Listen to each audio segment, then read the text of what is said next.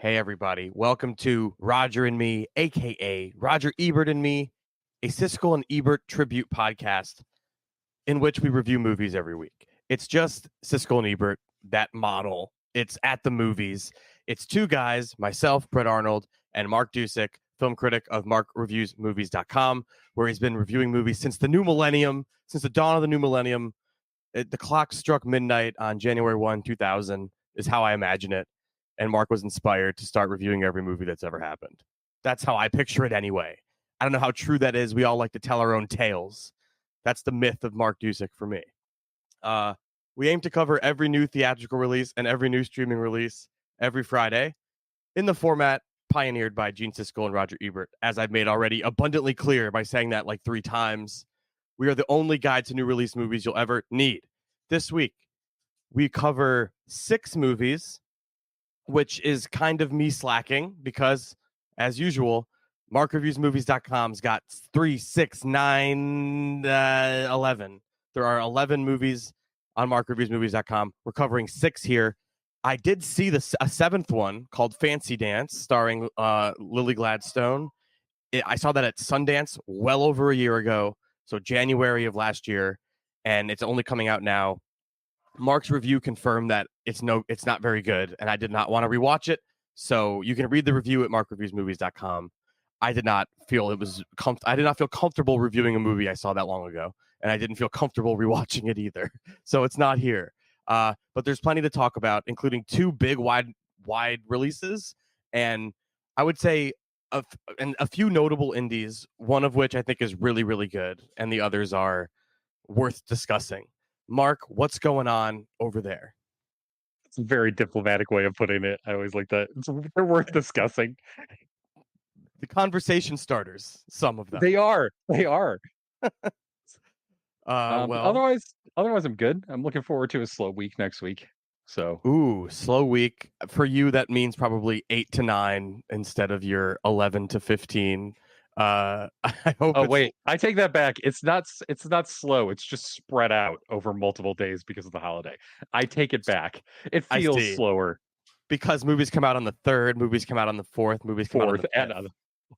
Which makes total sense. Not confusing at all. Yeah. So what? Okay. So the 4th is a Thursday. Yeah. So that's a strange release date. I guess that's like normally technically what a Friday release would come out on, but movies are coming out on that day. And then the 3rd is when the Axel F. Beverly Hills Cop movie is dropping on Netflix. And then other stuff like Kill comes out on the 5th. I don't know where Maxine falls in there, but I think it comes out somewhere in there. I think that's on the 5th. Oh my goodness. Then yeah, I think Kill might be on the 4th. I have it the 4th. Whatever. We'll figure it. Well, it doesn't matter. We're talking about them on Friday, so yeah, we're getting ahead of ourselves. Let's slow down. I did that. Sorry. No, I got so excited for a slow week and then realized as I was looking at the schedule, oh, it's not. You're like, I didn't move the browser down further and see that there were more movies coming out than just the 3rd. There's also the 4th and the 5th. Oh my God. On my sheet, when they're spread out like that over 3 days, it looks shorter. Never mind. Anyway, whatever. I love it. Let's talk about this week's movies. There was a false moment of hope where you're like, maybe I'll watch a reasonable amount of movies next week. And then it was quickly dashed with, no. You'll be watching too many movies next week. Well, you watched a good number this week. Let's start with the widest release, the one that is going to make the most money, aside from Inside Out 2, which is still making just astronomical amounts of money every day. Here's the trailer for A Quiet Place Day 1, which, if you care about such things, did open bigger than both A Quiet Place and Quiet Place 1 on Thursday, and is going to be a bigger than either of those, and those were big hits. So congratulations to all involved. Here's the trailer for A Quiet Place Day 1 that you've probably seen 1,000 times if you go to the movies, because I certainly have. Here's the trailer.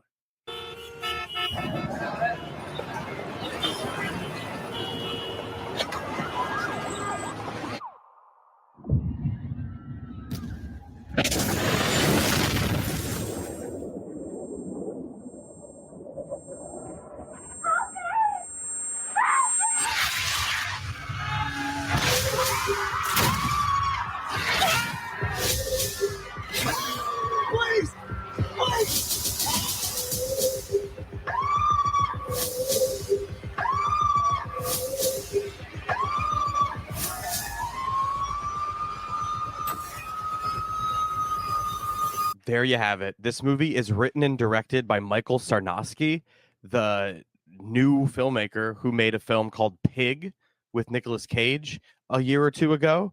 That it was, rightfully heralded by critics as a really cool movie and like a great performance by Nick Cage. And, classic case of an indie director getting plucked by a studio into making a big budget movie. And this is an interesting case, though, where I've read interviews with him, and he just said the reason he did it is because they were basically like, set it in New York City and do whatever you want. Like, they did not tell him any parameters as far as the movie goes. And he made a very unique franchise movie that I think it does have very exciting and definitely very loud set pieces that deliver on that type of thing. But it's also this like quiet, very human character study, and the way into the characters, their motivations, it's all very clever, and it works very well. And it all makes this movie way more affecting than I expected it to be, and more affecting than I think the others in the franchise as well. I really like this movie. Was not expecting much from it, especially because the studio clearly didn't think they had anything. They showed it to critics very late and embargoed it until the day it was out, which is very confusing when the movie ends up being this good. Very bold move also to evoke 9/11 the way this movie does. And it's set in New York, and it feels very like a 9/11 movie. It reminded me obviously of that, but also of Cloverfield, based on the like chaos on the ground in New York kind of thing. It's it's great spectacle, and it delivers more than that. I was pleasantly surprised by this. What did you think? I was surprised too because I always have, qualms and hesitations about prequels and spin-offs to big series because what are they going to do with it? This is all stuff we've seen before. The lore of the monsters, like also it part two covered this stuff with that prologue in the small town with all the aliens invading and everybody running around. We saw this before. And so I thought, what is the point of doing this? But of course, I gave it the benefit of the doubt. And I'm really glad I did because you're spot on. It is more about the characters than it is about the chaos and the spectacle, but it still has all of that stuff. So it has exactly the suspense sequences that we expect from the series. It has the exceptional sound design. There's one particular scene, I don't want to talk about it right now, but we'll probably get to it because Uh-huh. I'm assuming it struck you too, that just uses sound in such a unique way with the monsters that I was very surprised at how well it works. I'll talk about it later. I don't want Yeah, to I get want to too know. far I ahead don't on it. remember I know. I'll off the get top to of it. my head. I don't know. Okay, cool. I know. I okay. This is gonna be fun then. But it also in Lupita Nyong'o and Joseph Quinn has two really good performances and two really unexpected performances. Nyong'o plays a woman who is in a hospice center, so she is dying, and Quinn plays just a regular guy who's in New York to go to law school, and he is terrified of the fact that he might die alone without any friends or family in this place, and he's just clinging on to this one woman that he meets by chance and who seems to be, know what she's doing and has a purpose, and so her purpose becomes his purpose just because he has no other purpose of what to do in the middle of an apocalypse. Yeah. It is affecting stuff. I was surprised by how much I was moved by it, especially that scene near the end that I'm not going to talk about specifically, but you know exactly the one. It's all in silence and it Goosebumps. evolves. Yeah, Yeah, it's I just liked it a so lot. good. It is Yeah. so good, and it's all like just done in quiet. The writing on that box got to me.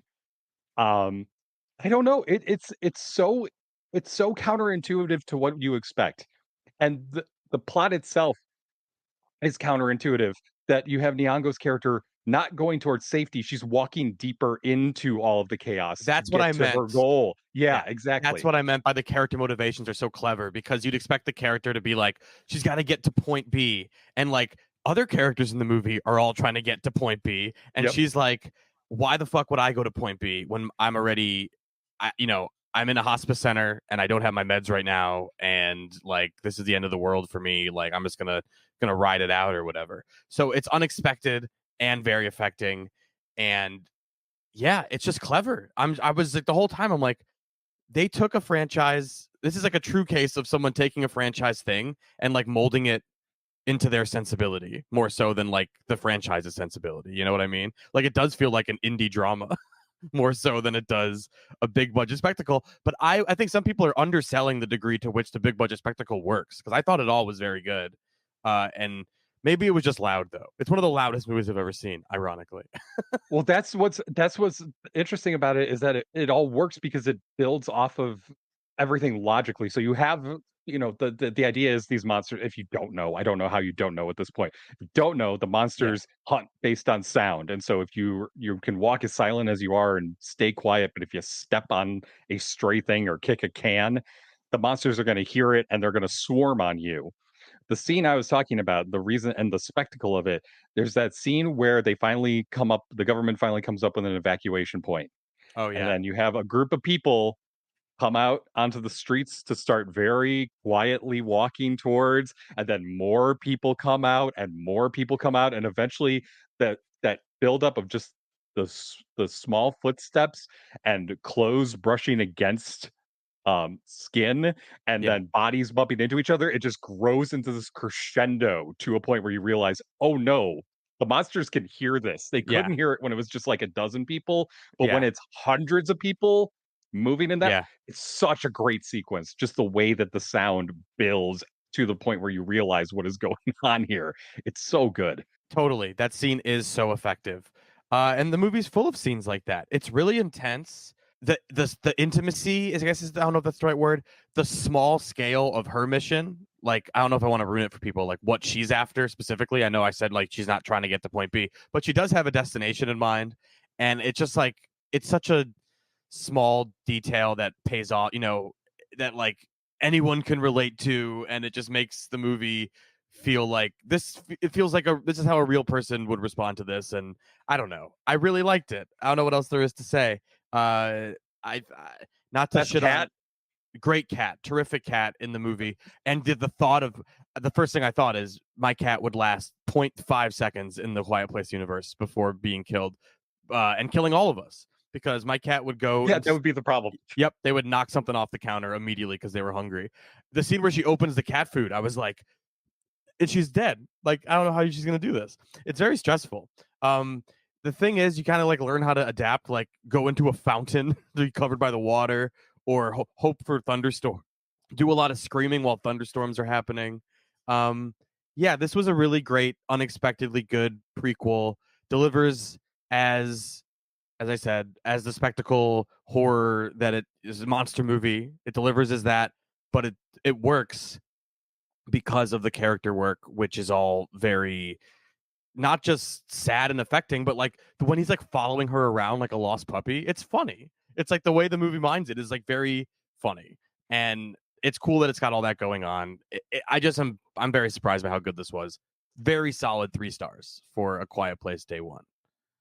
3 stars for me too. I think it might be the best in the series. I agree. I I agree I think it completely. might be, and that's surprising because I did like the first one. I mean, there's it, but it doesn't have all of the weird lore of the family and the mythology of the monsters in this one. It expects you to know exactly Yes.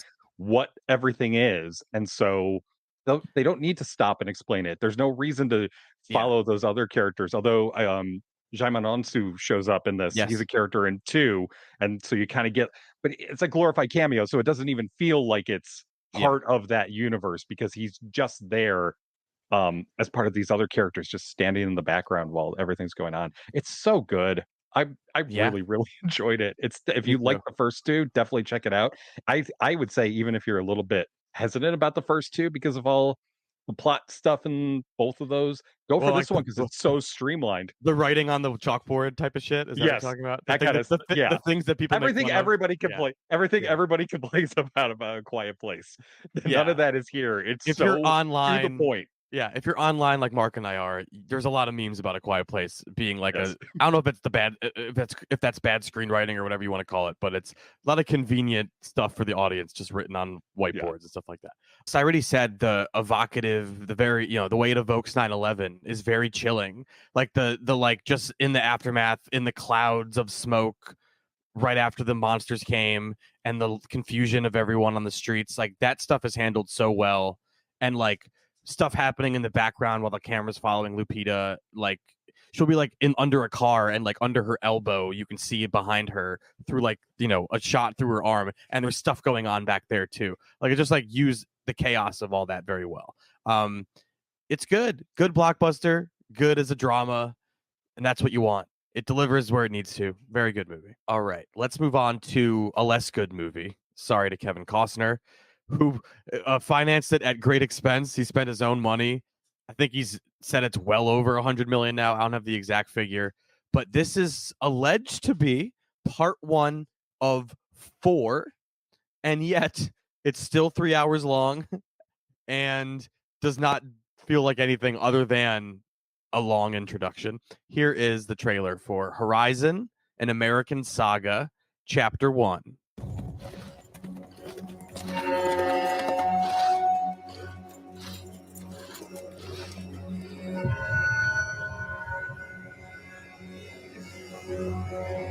Ain't from here. Something you want to say? I will tell you this. In these territories, men will come try you. They will take from you until you are wiped clean from this land. I'm just saying that's something you might want to keep in mind. You think? You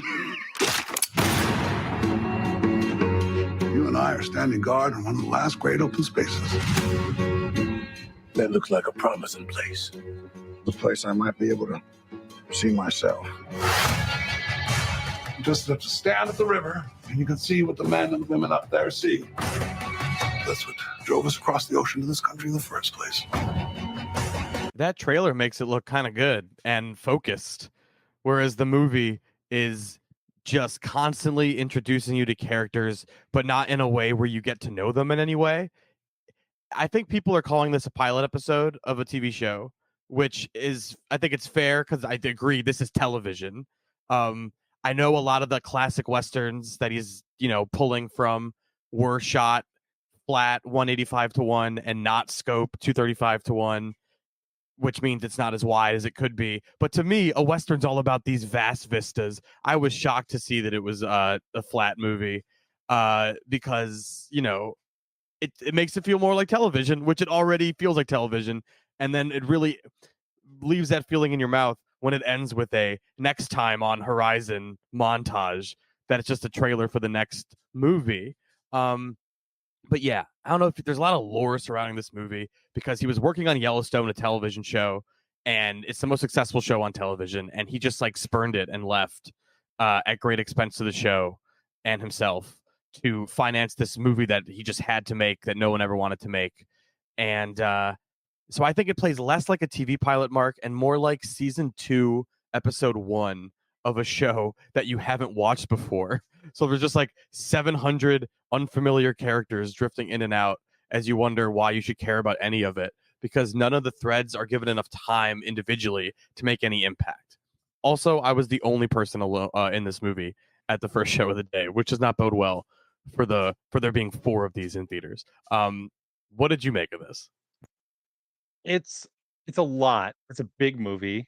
It's an ambitious movie, and it's not yet entirely a movie, and so it's hard to really talk about it because so Yes. much of everything that is here depends on the fact that we have to trust the fact that Costner is going to pull all of this together and Yeah. pull it all off in what, a month and a half, I think is when it's sometime in August is when part 2 comes out, chapter 2 comes out. Right. And there's enough here, there's enough interesting ideas and enough interesting characters who are more archetypes, but I mean, I think we can talk about that in a bit. I think Exactly. Yeah. but I think there's enough here that I do There's have some enough. hope. There's more I than have some enough. hope. I do have some hope, and when it focuses on specific things, the opening raid of that settlement is really terrifying. It Yeah. works really well. Yeah. The fact that this movie is bookended by massacres is an interesting thematic idea, especially, you know, who's doing the massacring and why it's happening and how that's all happening. Right.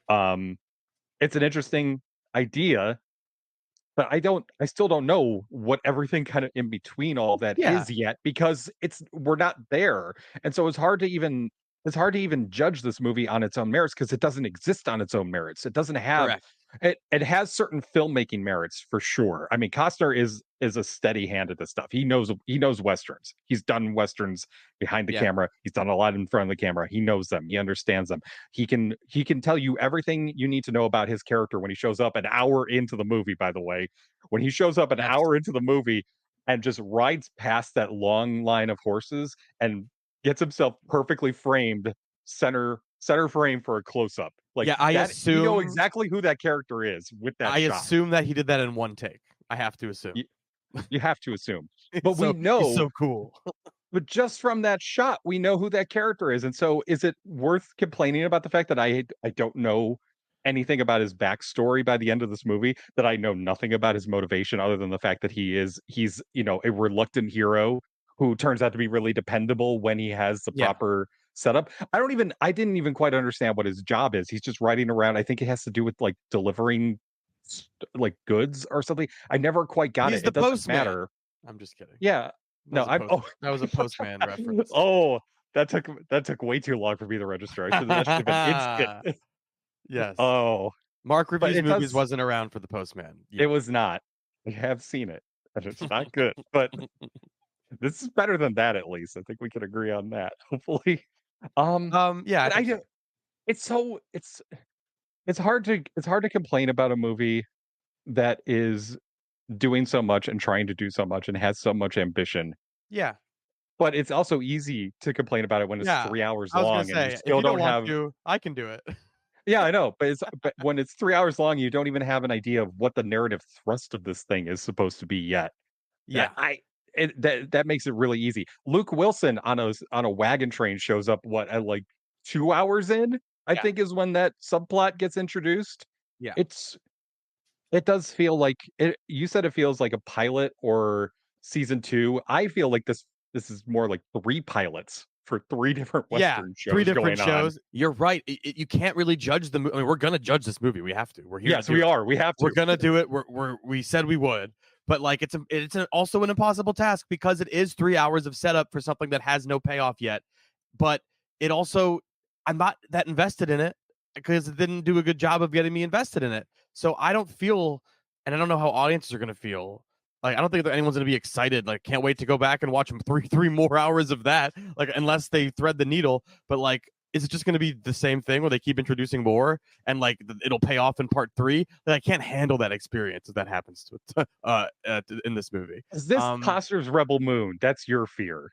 Yeah, I do fear. I that. don't have that fear quite yet because Rebel Moon obviously was terrible, and then Rebel Moon Part 2. If he starts, going over all of the stuff again in part 2, in chapter 2, then I might have some worry at the start of chapter 2. But right now, I still have a bit of hope. But yeah, it's irrelevant for this movie. The fact that I'm hopeful for what is for the next installment of this series means nothing for this movie. It's not enough. It's not enough to sustain itself as a movie. I was thinking about this. It's very tedious, and like, let's think about the Lord of the Rings, because that's like an iconic trilogy, right? Like, that's a movie where yes, there's a through line narrative that exists throughout the whole thing, but you'd never watch Fellowship and be like, yeah, that was just a stepping stone for the next one. I can't wait to see the next one. Like, you do want to go see the next one when it's over, but you've had a fully satisfying meal and experience that delivers on story arcs and narrative, like has a narrative through line to it. This movie is just the complete opposite of that. It does not have anything that, it does not feel like a wholly satisfying part 1. It only feels like it needs the rest of it for it to make sense. Whereas, I don't know why I decided to compare it to Lord of the Rings, but like, no, it makes perfect sense. Yeah. Right. Okay, good. As a comparison, it does, because Fellowship feels like its own movie. It feels like a standalone film because of the trajectory of the plot and where it ends. Yes, with a cliffhanger technically, but they get to a point where everyone has gone on this little leg of the journey and figured out something about themselves and where they need to go and what they need to do, that it works. We recently we both really liked Across the Spider-Verse, and neither of us knew going into that it was going to be a cliffhanger, a middle part 2 of a trilogy. Right. But that is the same deal, where that has a trajectory within its own plot and with all of the characters that you do feel like it is a complete experience, even though it ends with a cliffhanger. It's easy to do. You just tell the story you want to tell within the film that you're making. Yeah. I don't. Yeah, Ugh. that's why it feels like a boondoggle and a mistake, and like it's a disaster, because it's like he really poured all his time and effort and money and not killed his career or anything. He's an old man. He's an icon in the industry. He'll be fine. But like Yellowstone was a uniquely set popular thing, and he really just walked away from it at great expense to so many people. And it's really crazy that he did that for this movie that, is not going to, I don't think it's going to make what it needs to make to be successful. And like that shouldn't be the way. Like I don't care about box office in that way. Like if it was as artfully interesting, I would be so happy for him. But it just feels like a retread of a million other westerns that never has an identity of its own and is just kind of cycling through tropes and archetypes, as you said. Yeah, it's just flat. In addition to being shot flat, it just is flat. Yeah, it's a bummer. Very generous 2 stars for me, I think. Very generous of both of us. Is that what you're doing too? 2 stars for me too, and I think it has its moments and it has some good performances. I like Sienna the Miller. two. Sienna Miller is very good. Yeah, Sienna Miller's good. Yeah, we didn't talk about the specific characters here because it's just so many. We would be going on. Yo, yeah, we would be going on for the who has entire time? podcast. Yeah, Who yeah. has the time? Yeah. There's like a couple of People are- henchmen who are good. I was gonna say, people are hoping, going to have to start entire podcasts about Horizon if they want to talk about it in full. They could if they get to do 4 movies, that could be an entire podcast series. You go by it each storyline at a time. It just sounds like such a disaster. Like it was never conceived as 4. It was like I was making it and I decided it was going to be 4. So it feels like it's kind of like probably half thought out and definitely doesn't seem like it deserves to be 4 parts. Especially if they're all 3 hours, it just seems like what's going on here, man. Strange experience. It'll be interesting in a few weeks to see how we feel about the second one for one thing and how this one fits into that. I'm glad we don't have to wait that long. I'm glad we don't have to wait, but also I don't know if I can do this again. If it's that long, and it was really excruciating. I think it's shorter. I think the next one's supposed to be shorter. Oh good. Well, at least there's that. The next is an A24 film. It is the debut film from Annie Baker, who is a Pulitzer Prize winning playwright, an iconic artist. A lot of people know her. I wasn't familiar because I don't go to plays, because I'm not I'm uncultured swine. I just watch films. Here is the trailer for Janet Planet. Can I hold your hand? It's kind of hard for me to fall asleep when we're holding hands. How about for a minute? You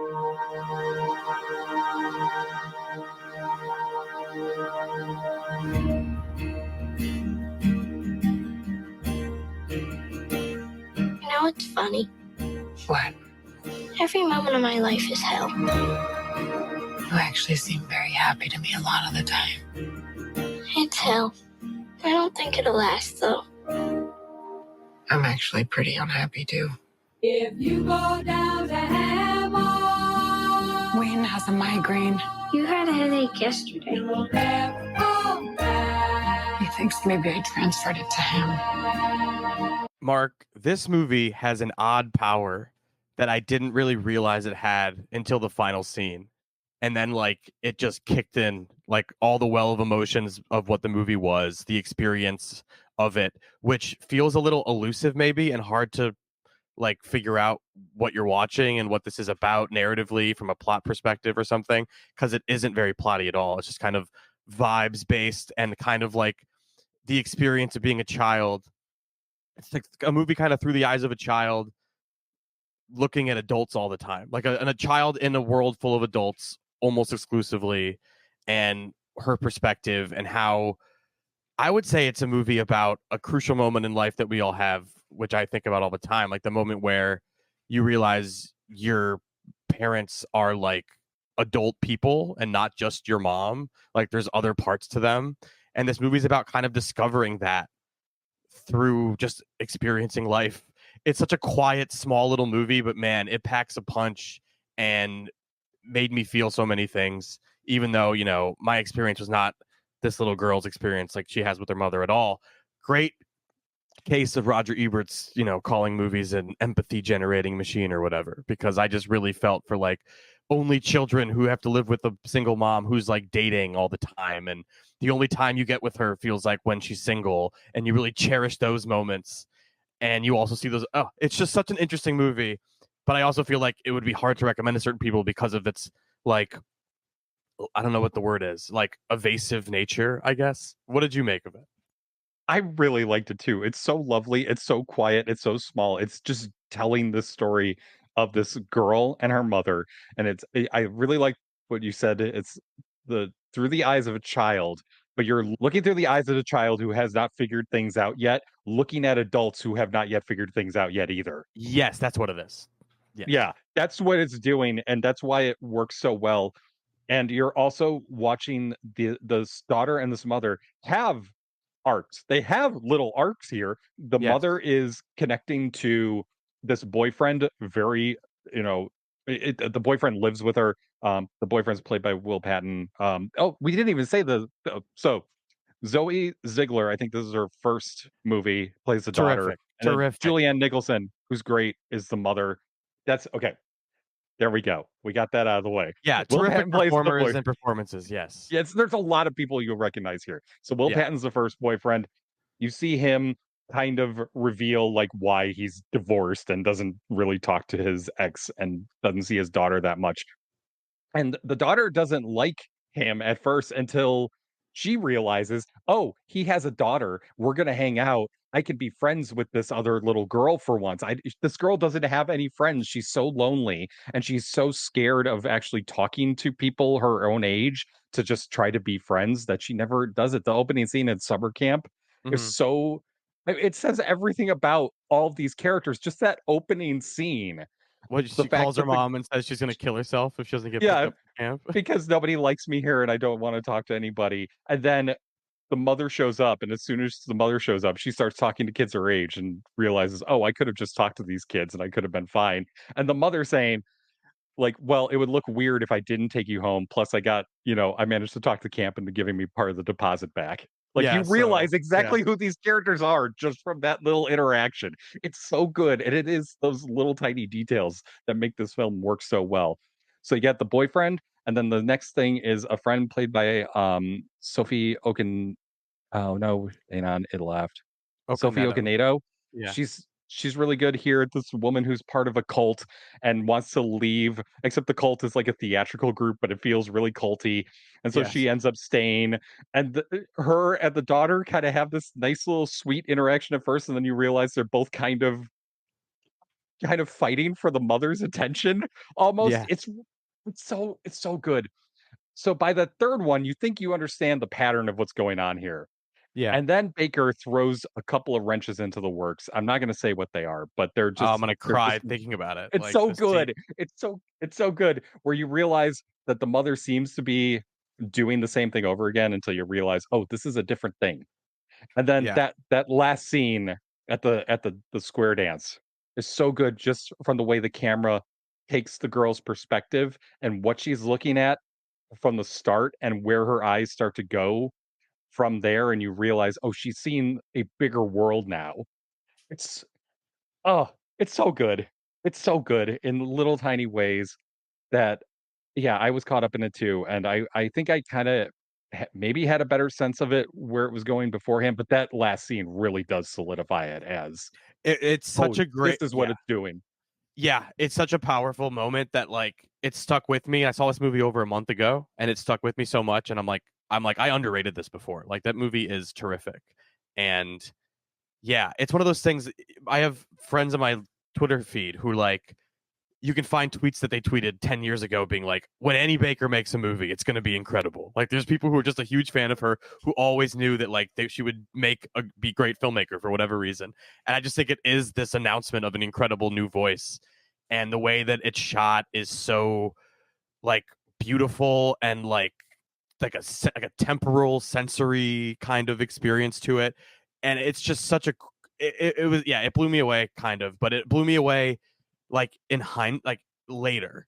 Like, it took a minute for this movie to like sit in my brain and go like, what was this movie doing for most of its runtime? Oh, that's really interesting.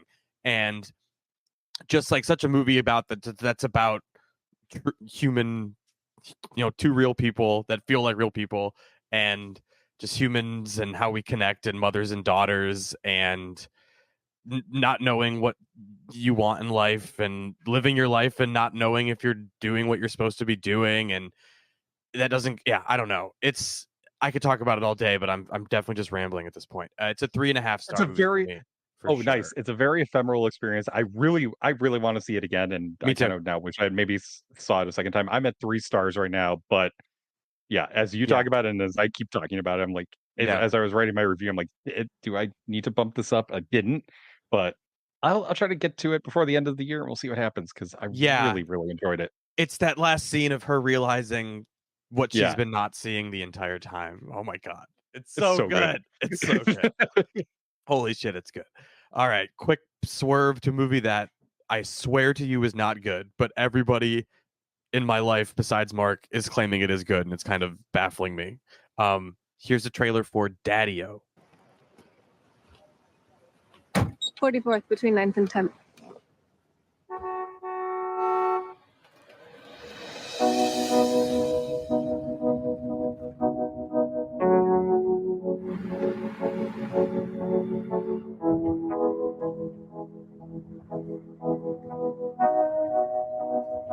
It's nice you're not on your phone. See a human, not plugged in. This says a lot about you. I like to think so.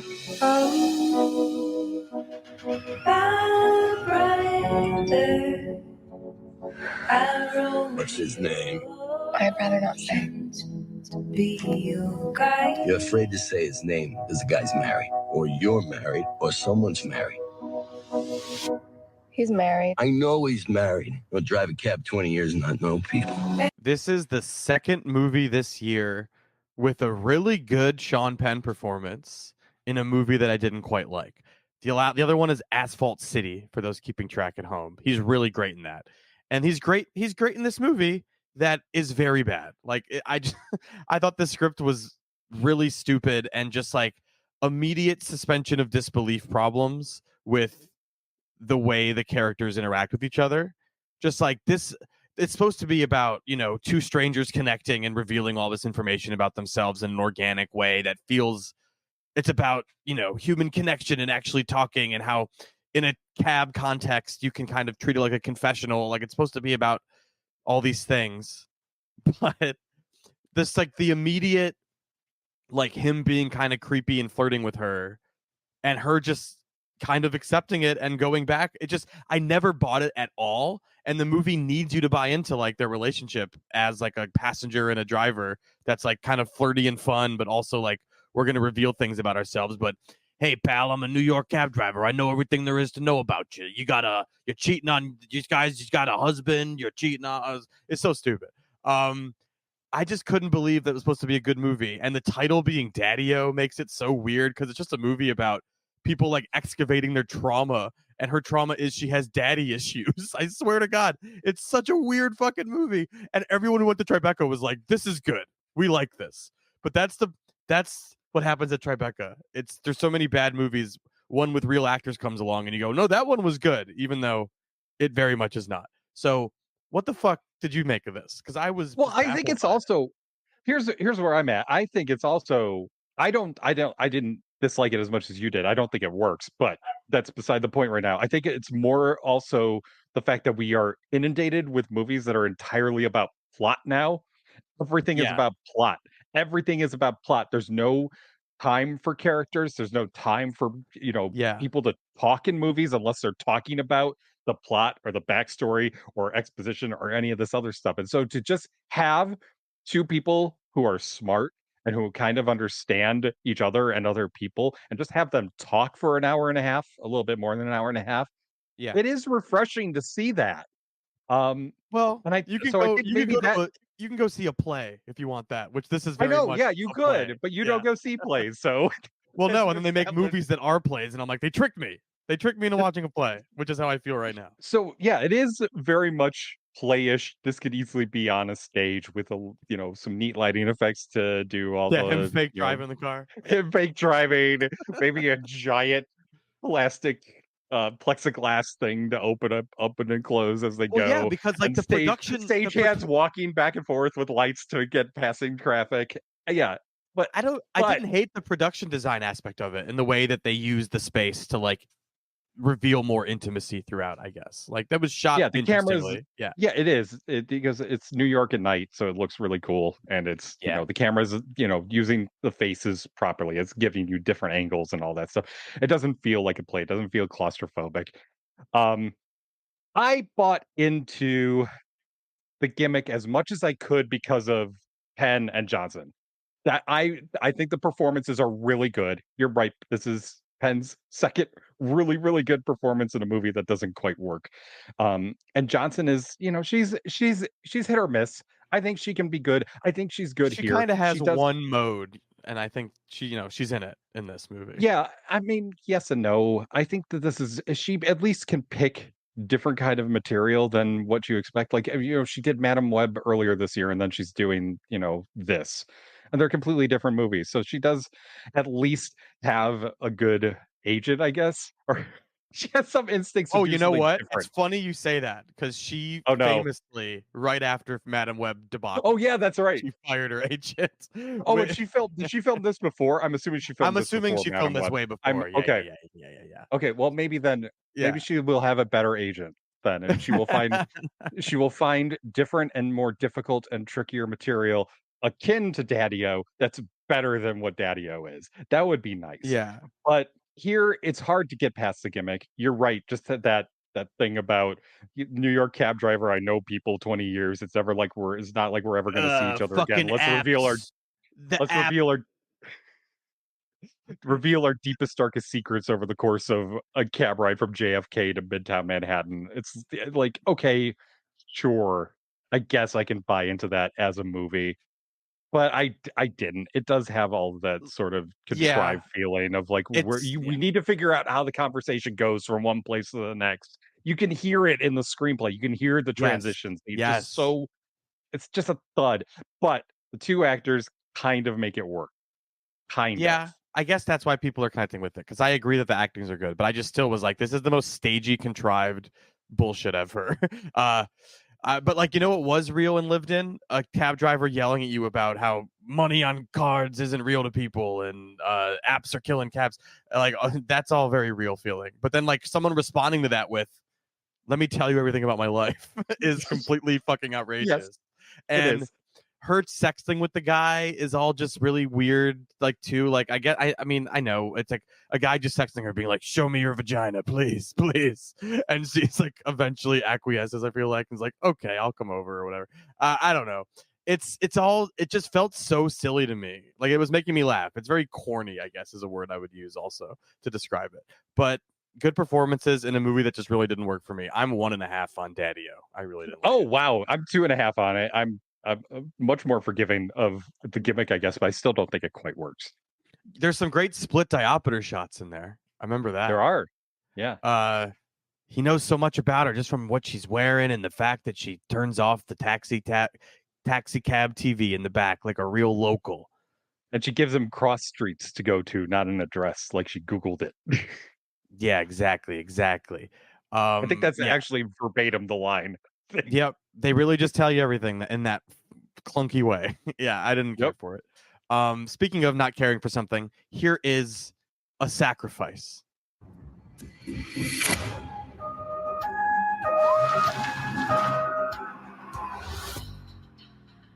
What happened here? It wasn't accidental.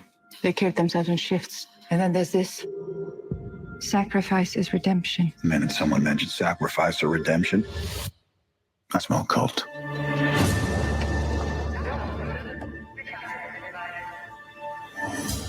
Nazzy. I missed you so much. What chapter are you on? It doesn't really work like that. It's interesting. Even you'd find it interesting. I'm trying to break out of the theoretical side of life. We are desperate for your insight. Everyone wants reassurance that this is not a missed pattern. Here we go. It's Eric Bana in The Dry 3, A Sacrifice. I'm just kidding. This is not related to the Dry franchise, but he's not a cop in this, but he kind of is acting like one. He's like a psychologist or something. this movie, Mark, was driving me crazy because I think the idea of it's really interesting to like, it's kind of exploring why people get sucked into cults and like why that ideology would make sense to them. But like, I'm mad I used the word clunky in the last movie because the way this movie goes about that is so clunky. And I feel like the word community must have been said 10,000 times in this movie. They're constantly talking about the power of community and groupthink in relation to like death cults and promise of an afterlife. What would compel someone to kill themselves? Blah, blah, blah. And all that stuff on paper is interesting. But the way the movie is structured with like Eric Bana has a daughter and she's with him for the summer or whatever it is. And she's got an arc that you can see coming 1,000 miles away. And then that arc just fucking plays out while the other arc is happening. And you see the gears that the movies are turning. The gears are turning in plain sight. And then the movie thinks that's enough of a plot to like sustain you. It made me think there's maybe a cool, like it's based on a book, like maybe that was a cool book, or like it's definitely a trashy paperback kind of a thing. But it doesn't, I don't know, it didn't do enough original to make an impact in terms of being like a movie about a cult investigation, or investigating people killing themselves in a cult, a suicide cult. It just didn't deliver at all because you've seen suicide cult movies before that are actually interesting. And this one, despite I thought it was going to be interesting with the very specific, like we're going to follow someone as they get radicalized in a cult sort of thing. But why doesn't it work? Help me explain it. I think it's because it's trying to work as a thriller and not as a study of what it's telling you. It's trying to be a study of. That's the frustrating part about it, because Bana's character is interesting as a theoretical sociologist examining at first loneliness and now groupthink. And so the idea of him going from that theoretical level of what would it look like if somebody actually did get pulled into a cult? Well, what would that be like? And if he just kind of like turned his head a little bit and actually looked at his own family life, he would see it happening right in front of him. So that's kind of interesting. But Yeah. the movie's not really about that. It's about, like, oh, who set up the suicide cult at the beginning? Well, what's this group that the daughter is getting into? What's the guy who pulled her into? What's he trying to do? Could that secret villain who's, no, she's not a secret villain. Don't worry about that. Totally not a secret villain, even though we threw in a shot of her being very, very secrety and villainy for some reason in the 20 minutes into the movie to give away the big twist at the end. Right.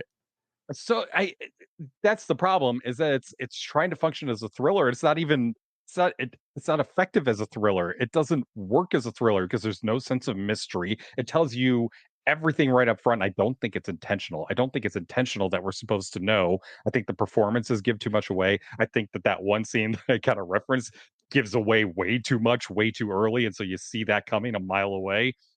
And then by the end, you're not caught up in the father-daughter dynamic. You're not caught up in the ideas that it's putting forth because it's not really interested in the ideas. It's just interested in getting the daughter deeper and deeper into this cult and the father closer and closer towards some kind of realization that he's going to have by the end. It doesn't work. It doesn't work because it's doing one thing. It's telling you it's trying to do one thing through the dialogue and through all those ideas. And then it's just going off and doing this dumb thriller that does not work. Yeah, that's exactly why. You nailed it. There we go. That was easy. Yeah. I was like, why doesn't it work? And you explained it perfectly. So there you go. It doesn't work for those reasons as laid out by Mark there. Sadie Sink is the daughter. I thought she was quite bad in The Whale. And she wasn't as bad as that here, but she doesn't make an impression for me. And I don't think she's very good, but she's a budding young actress. Maybe she will, turn me around at some point. And I hope that happens. But this movie is, a shitty little straight to video thing. So this isn't going to be the one. 1.5 stars for me for A Sacrifice. Yeah, 1.5 for me too. There we go. All right. One more. The Vourdalak. Here's the trailer. Ouvrez-moi, pour l'amour du ciel. J'ai été attaqué par des brigands. Nous n'ouvrons cette porte à personne. Empruntez le sentier vers l'ouest. Vous rencontrerez la demeure du vieux Gorchat. Que faites-vous? Et la danse. C'est ridicule. Arrêtez. Mes enfants, je pars. Attendez-moi 6 jours. Mais si jamais, ce dont Dieu vous garde, je revenais après ces 6 jours révolus, je vous ordonne d'oublier que j'étais votre père et de ne point me laisser entrer. Car alors, je ne serai plus qu'un maudit Vourdalak. Qu'est-ce qu'un Vourdalak? Approche. C'est une charogne infâme. I wonder if the trailer ruins I it. knew that was exactly what you were doing. I was waiting to see if it showed up. I was waiting to see because I think we have to mention it. Obviously, it's like the appeal. Yeah, we for have me. to. This movie is essentially like, what if a guy was in Dracula or like Nosferatu sort of situation, and the Dracula type of guy was played by a big puppet. And it's pretty. It looks great. It's interesting. It's funny.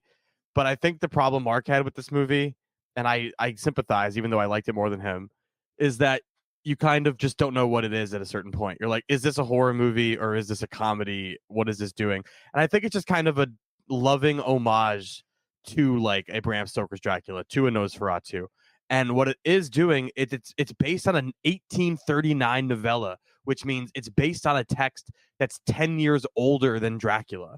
So it's like making this adaptation of an older thing that's inspired by the thing that's similar to it that we all know that's a little newer. So I think it's interesting to like make this new thing and it's inspired by, Bram Stoker's Dracula in a big way, I feel like.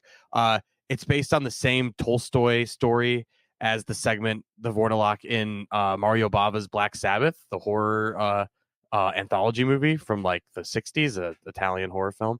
So I found it really interesting just in like terms of what it is. Like it's an adaptation. It's like a new movie that looks like it was, could have been like a lost. It's not like a silent era thing or anything like that. Obviously it's shot in color, but it does have this nice grainy look to it. And it's like doing gothic castle stuff, kind of. But it, again, tongue in cheek, because the villainy Vourdalak vampire-y guy is just a puppet. So like it's this loving homage that has a tongue in cheek about making like a vampire movie. Like, what if Nosferatu had a puppet in it? Is kind of the vibe, and I had a good time with it. But it's definitely just more of a little curiosity than anything great. It's hard to like get super like, I love this movie. I thought it was a fun experience, but it didn't stick with me or anything. And what did you think of it?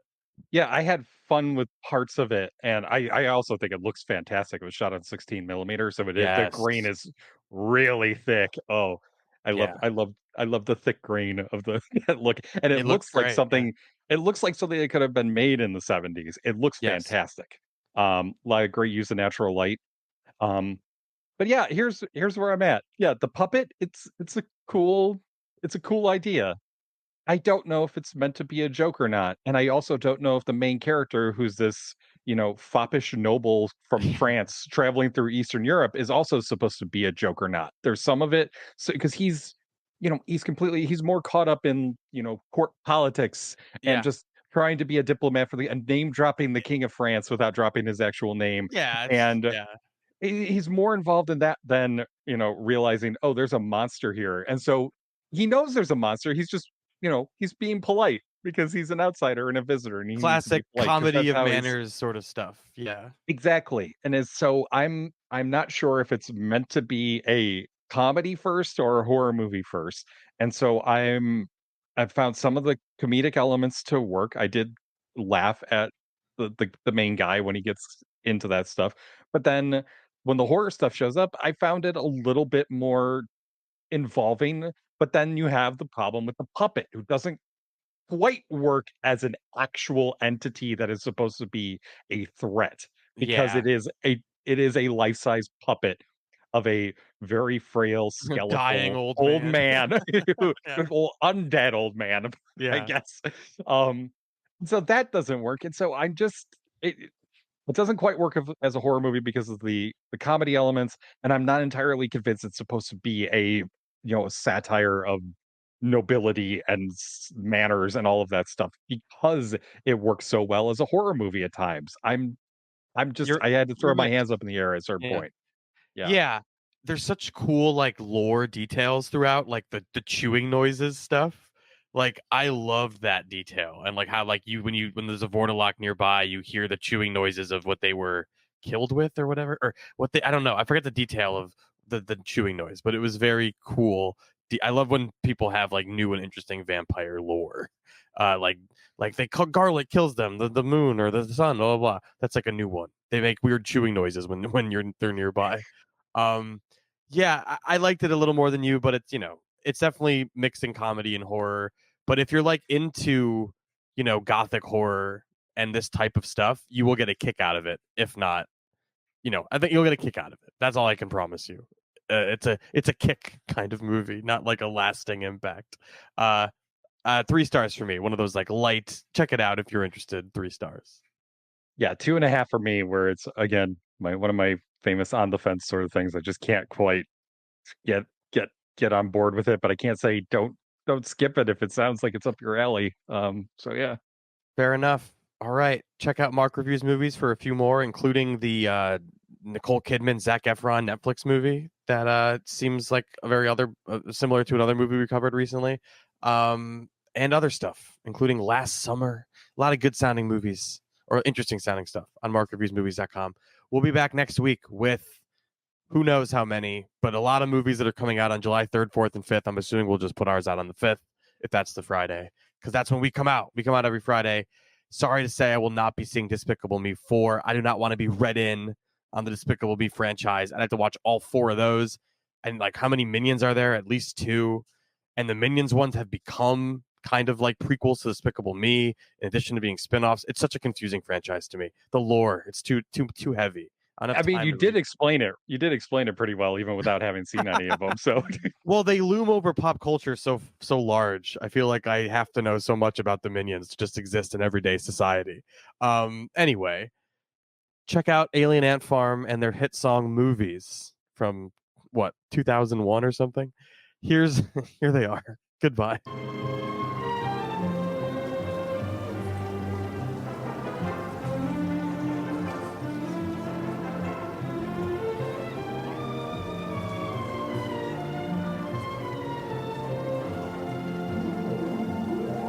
The show starts in 1...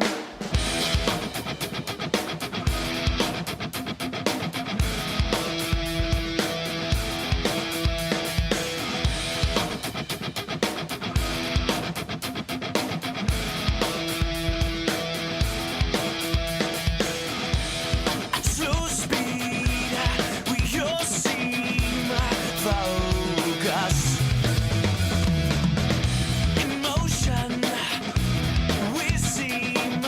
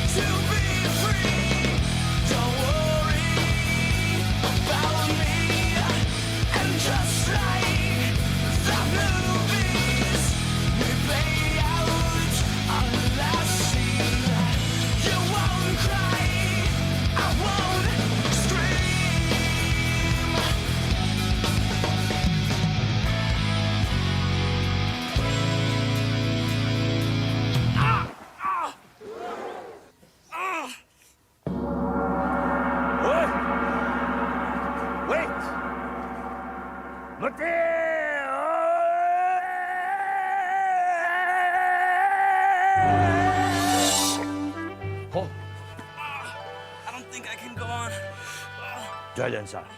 Shut up. Ush.